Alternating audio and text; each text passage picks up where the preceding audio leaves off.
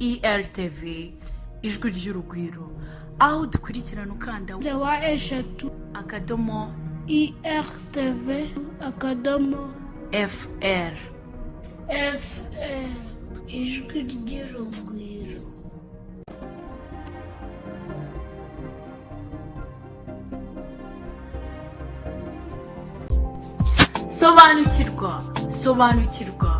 Sobanukirwa ni ikiganiro ukurikirana kuri IRTV ijwi ry'urugwiro, aho dukurikirana ukanda akadomo IRTV akadomo FR.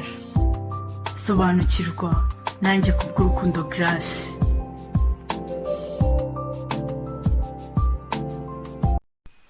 Ndabasuhuje bakunzi ba IRTV ijwi ry'urugwiro, aho muri hose mu bice bigiye bitandukanye, mu bihugu bitandukanye.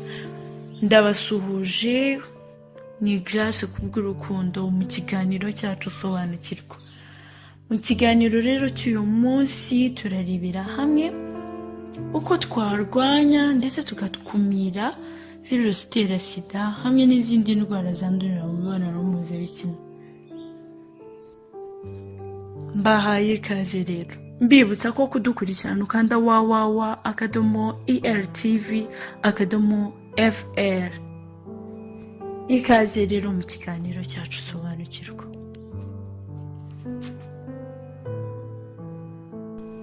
Nk'uko mbibabwiye rero mu mwanya nabibabwiye ko tugiye kurebera hamwe uburyo twarwanya ndetse tugakumira virusi itera sida n'izindi ndwara zandurira mu mibonano mpuzabitsina. Indwara zandurira mu mibonano mpuzabitsina, ese ni izihe ndwara? Ibyo bishatse kuvuga iki? Ese ni ikihe gisobanuro cy'izo ndwara zandurira mu mibonano mpuzabitsina? Indwara zandurira mu mibonano mpuzabitsina ni indwara zandura binyuze mu mibonano mpuzabitsina idakingiwe, yaba ikorewe mu gitsina, mu kibuno cyangwa mu kanwa. Reka turebe uko indwara zandurira mu mibonano mpuzabitsina zikwirakwizwa. Ese ni gute izo ndwara zikwirakwizwa? Ese zirandura? Bigenda ute? Udukoko dutera indwara zandurira mu mibonano mpuzabitsina dushobora kuboneka mu matembabuzi yo mu mubiri nk'amasoro, ururinda rwo mu nda ibyara, amaraso cyangwa amashereka. Indwara zandurira mu mibonano mpuzabitsina zandura zinyuze mu gitsina igihe habayeho imibonano mpuzabitsina idakingiye. Zishobora kwandura habayeho imibonano mpuzabitsina ikorewe mu kibuno cyangwa mu kanwa idakingiye. Izo ndwara ababyeyi bashobora kuzanduza abana batwite, bababyara cyangwa babonsa. Zimwe muri izo ndwara nka sida n'umwijima wo mu bwoko bwa B na C zishobora kwandurira mu guhuza amaraso cyangwa andi matembabuzi hagati y'uwarwaye cyangwa y'uwanduye n'utanduye. Izo ndwara zandura mu mibonano mpuzabitsina.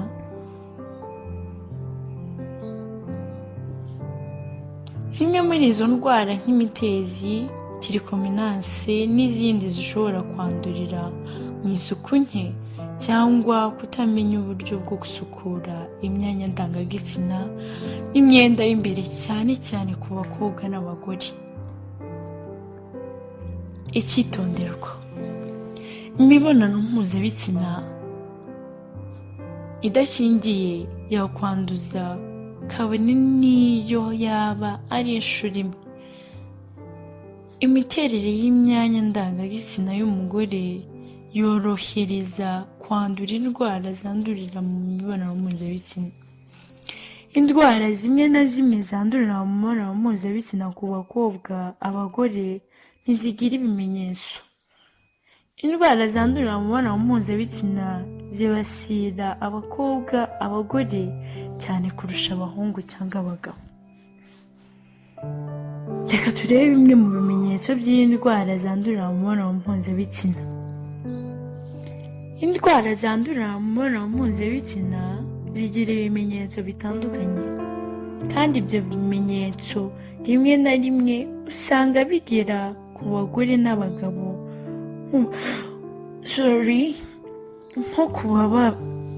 nko kubabara igihe kwihagarika amashyira, kugira ibisebe cyangwa ibiheri ku gitsina, kugira uburyaryate ku gitsina n'ibindi. Reka turebere hamwe ibimenyetso bya rusange by'indwara zandurira mu mibonano mpuzabitsina ku bagabo. Ikimenyetso cya mbere hari ukuribwa mu nda ahagana hasi. Cya kabiri, amatembabuzi adasanzwe asohoka mu gitsina cy'umugabo. Icya gatatu, ibikomere, udusebe, ibisebe binini, ibiheri, inkovu ku gitsina cyangwa ahaba hatereye igitsina ku munwa. Kubabara imbere ahakikije igitsina kirimo igitsina, amabya abyimbye, kubyimba agahu gatwikira ku bahungu cyangwa abagabo,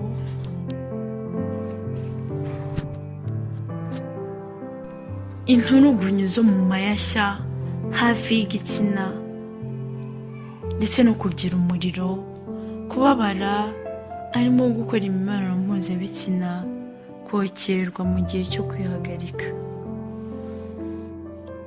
Ibyo ni ibimenyetso ku bahungu cyangwa se abagabo. Reka turebere hamwe ibimenyetso bya rusange by'indwara zandurira mu mibonano mpuzabitsina ku bagore. Kuribwa mu kiziba cy'inda no kuva atari igihe cy'imihango ku bakobwa cyangwa abagore. Kugira ururenda rw'umweru ruva mu nda ibyara rugenda rwiyongera. Runuka no kubabara igihe wihagarika. Ibisebe bibabaza cyangwa bitababaza ku gitsina, mu kibuno cyangwa mu kanwa. Kugira uburyaryate cyangwa uburibwe mu gitsina. Kumera isharankima, ibintu bimeze nk'ishu ry'ururabyo, shofureri mu kirimi cy'amahanga, mu gitsina cyangwa hagati y'amaguru. Kugira umuriro, kuribwa mu gihe cy'imibonano mpuzabitsina. Icyitonderwa: umuntu ashobora kugira kimwe cyangwa byinshi muri ibi bimenyetso. Umuntu ashobora kutagira ikimenyetso na kimwe kandi yaranduye imwe muri izi ndwara. Ibimenyetso bimwe by'izi ndwara bishobora kwikiza nta muti, bitavuze ko umuntu aba yakize indwara ubwandu, kandi muri icyo gihe aba agishobora kwanduza abandi. Inyinshi mu ndwara zandurira mu mibonano mpuzabitsina ziravurwa zigakira. Virusi itera sida na bumwe mu bwoko bw'umwijima ntizikira, ariko zifite imiti igabanya ubukana bwazo, hanyuma ibyuririzi byazo bigakumirwa. Mu gihe urwara cyangwa mu gihe indwara zandurira mu mibonano mpuzabitsina, usabwe gushishikariza uwo mwayikoranye wese kwihutira kujya kwa muganga kugira ngo nawe avurwe, kabone n'ubwo yaba nta bimenyetso agaragara. Hari indwara zandurira mu mibonano mpuzabitsina hakurikijwe ibimenyetso byazo. Hari ukugira amashyira mu gitsina cy'umuhungu cyangwa se umugabo, kugira amashyira mu nda ibyara, ibisebe ku gitsina, kugira amatakara hagati y'amaguru, kubyimba amabya, kuribwa mu kiziba cy'inda ku bakobwa n'abagore, kugira isharankima mu gitsina cyangwa mu kibuno, uruhinja kuvuka rufite amashyira mu maso. reka twitse gatoya tugaruke turebera hamwe uko twakirinda kwandura izi ndwara zandurira mu mibonano mpuzabitsina. Uko wakwirinda kwandura indwara zandurira mu mibonano mpuzabitsina kugira ngo birinde indwara zandurira mu mibonano mpuzabitsina, abangavu n'ingimbi bagomba gushishikarizwa kwifata kugeza ushinze urugo, gukoresha agakingirizo buri gihe kandi neza igihe kwifata bikunaniye, kwipimisha indwara zandurira mu mibonano mpuzabitsina na virusi itera sida, ndetse no kugerageza kugabanya umubare w'abo mukorana imibonano mpuzabitsina, kugira amakuru ahagije ku byerekeye n'indwara zandurira mu mibonano mpuzabitsina, kwirinda gukoresha inzoga n'ibiyobyabwenge, harimo kwirinda gukora uburaya no gukora imibonano mpuzabitsina na shuga dadi cyangwa shuga mami. Ku bakobwa kwirinda gukoresha amasabune n'amavuta ahumura, imibavu ndetse na pudiri mu myanya ndangagitsina. Ibyo ni ibintu byadufasha kwirinda izi ndwara twahoze tuvuga. Harimo no kwirinda kwikebesha ku bahungu cyangwa se abagabo. Hari ugukoresha ibikoresho abandi bakoresheje. Ibyo byose bishobora gutuma wandura izo ndwara twahoze tuvuga.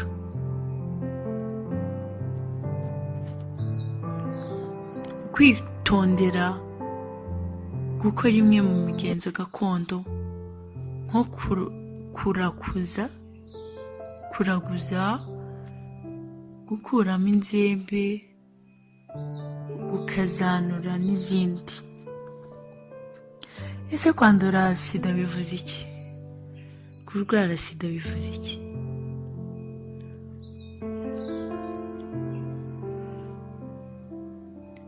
Kwandura sida igihe mu mubiri wawe hinjiyemo agakoko ko mu bwoko bwa virusi kitwa VIH cyangwa se VIH. Ibyo bikemezwa n'ibizamini byo kwa muganga ni kuba wanduye sida. Sida ntabwo uyipimisha amaso, ahubwo kujya kwa muganga bakagupima. Igihe rero agakoko kitwa VIH cya HIV kageze mu mubiri wawe, ubwo icyo gihe uba wanduye sida. Kurwara sida rero ni igihe umuntu wanduye virusi itera sida atangiye kugaragaza bimwe mu bimenyetso by'indwara z'ibyuririzi nk'igituntu, kunanuka bidasanzwe, umuriro udasanzwe, guhitwa, zona n'izindi. Aho virusi itera yandura.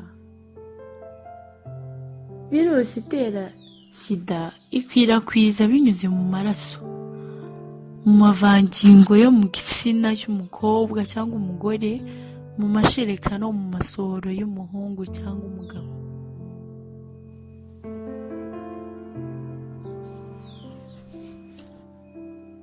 Hari abantu benshi bakunda kwitiranya ibintu. Uriya nimba arwaye sida ntabwo twakinana, ntandura sida. Reka turebere hamwe ibintu bidashobora kukwanduza sida. Kuramukanya n'uwanduye virusi itera sida, gusangira n'uwanduye virusi itera sida, gusomana n'uwanduye virusi itera sida udafite ibisebe mu kanwa, gukina n'uwanduye virusi itera sida, gusura cyangwa kurwaza uwanduye virusi itera sida, gukoresha ubwiherero bumwe n'umuntu ubana n'uburwayi n'ubwandu bwa virusi itera sida, kurumwa n'umubu. Ibyo byose ntabwo bishobora kukwanduza sida. Hari uburyo bukomatanyije bwo kwirinda virusi itera sida. Hari ukwifata.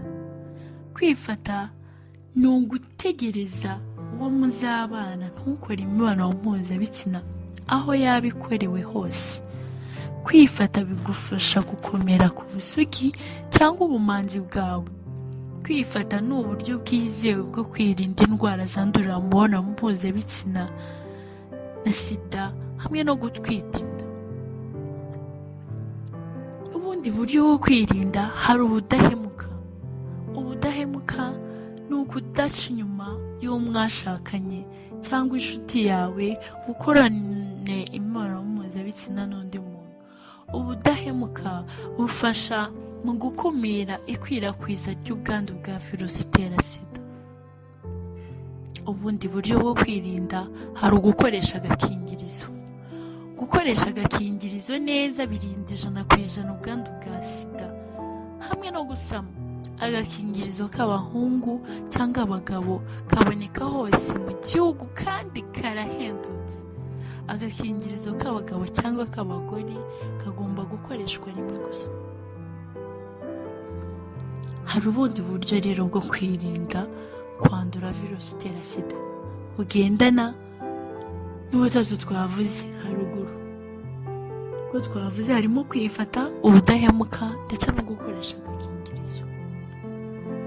Rero ubundi buryo hari ukwipimisha hakiri kare ubwandu bwa virusi itera sida, kwivuza hakiri kare indwara zandurira mu mibonano mpuzabitsina, kwirinda gukoresha inshinge zakoreshejwe n'ibindi bikoresho bikomeretsa, gukumira ko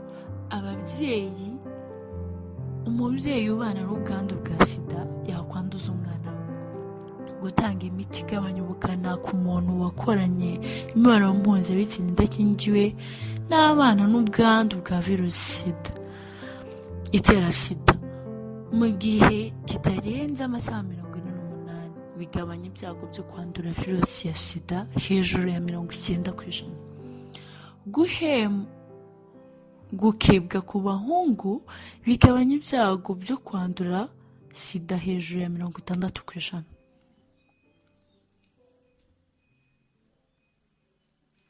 Hari imyitwarire ishobora kwihutisha ikwirakwizwa rya virusi itera sida.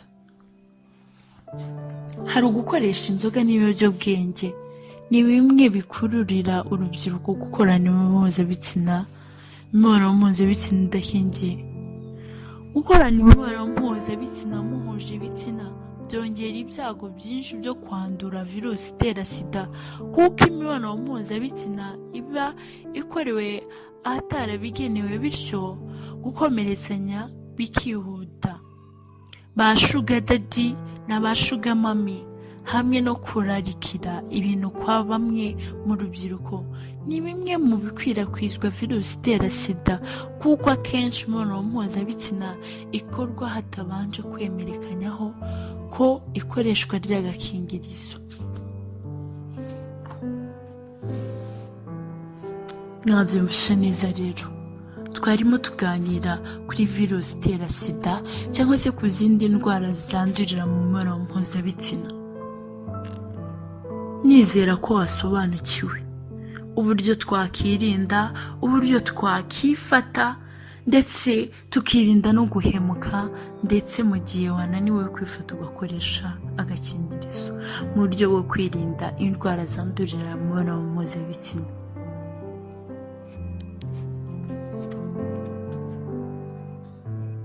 Ndabashimira mwebwe mwabanye nanjye muri iki kiganiro Sobanukirwa.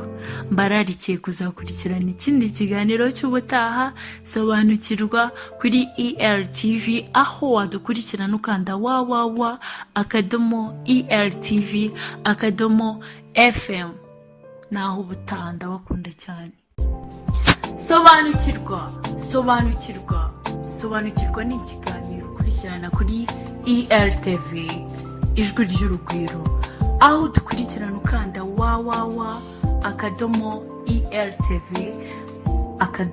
www.ertv.fr. Sobanukirwa, nanjye kubw'urukundo Grace. Aho namenye ko nshobora kwiyumvira radio aho naba ari hose. Urugwiro byangumye mu mutima ndetse n'umunezero n'amahoro n'ibyishimo. Nawe reka nguhe umuti. Ibiganiro by'inyungurabwenge,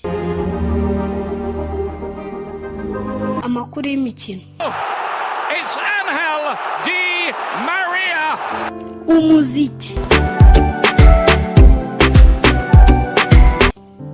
iby'Indwara. n'iyobokamana, amateka n'ibindi byinshi. Byose ni kuri radiyo IRTV.